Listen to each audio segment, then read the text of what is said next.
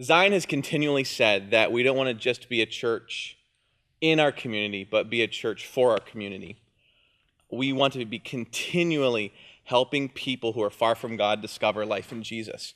And Dawna Allison, who's with me tonight, is going to help share some of those things that are on Zion's horizon to continually help us be a church for our community. How are you?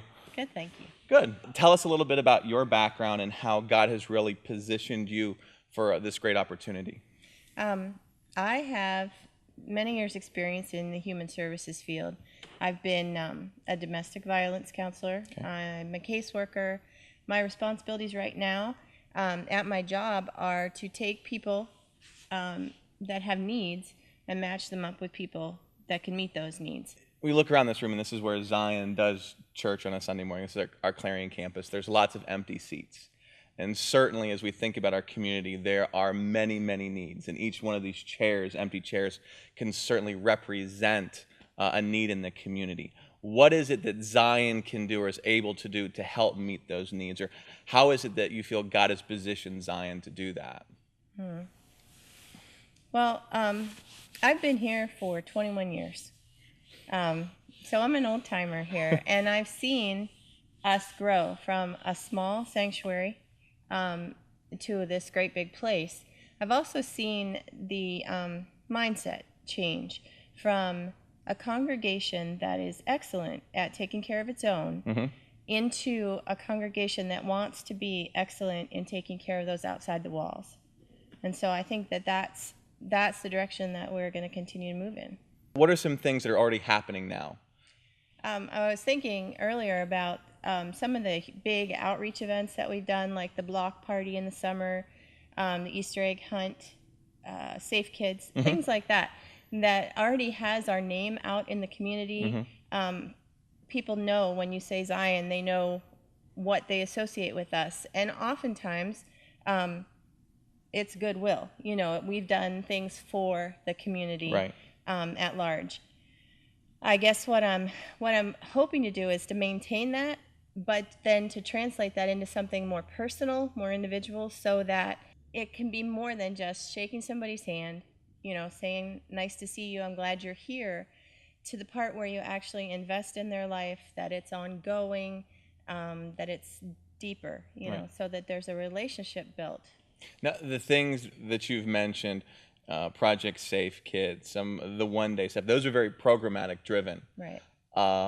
Do you feel that we'll be able to make that transition to being more organic and that life groups, meeting people's needs, just being in the community, being more relationship driven as opposed to being more program driven?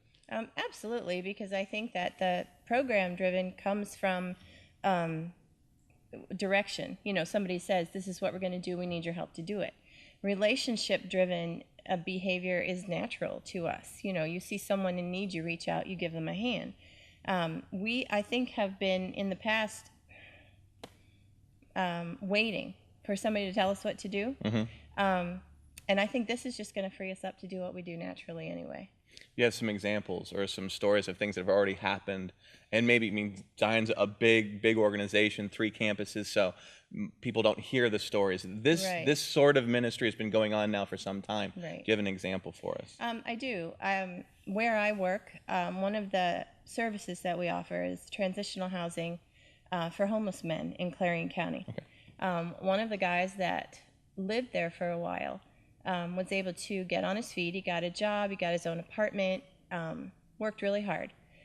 So he moved in, but he had nothing to take with him because he came from a homeless situation. Right.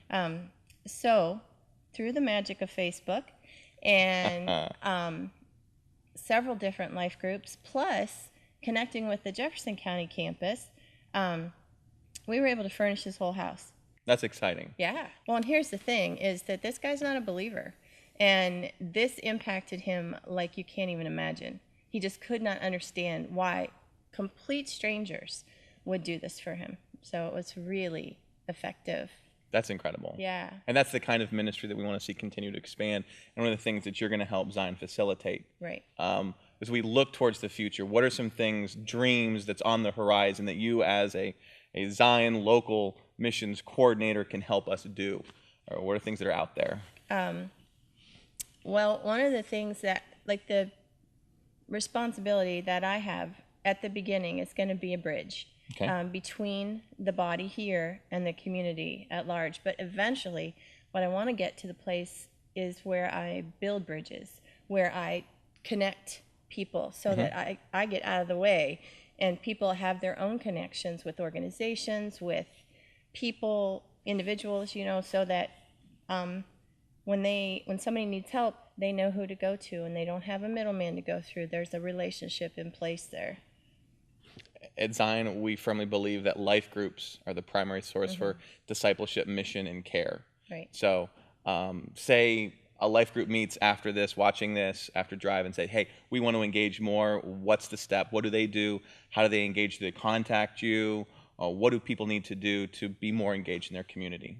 As needs come into the church, I'm made aware of them. Okay. They will go out to the body in different ways. We do Facebook announcements. We do emails to life group leaders. Sometimes if I know that there's someone who could meet this need perfectly, it's just a phone call. So there's formal stuff that's on the way. Right. But that shouldn't stop people from engaging in the lives of not. their neighbors. Right.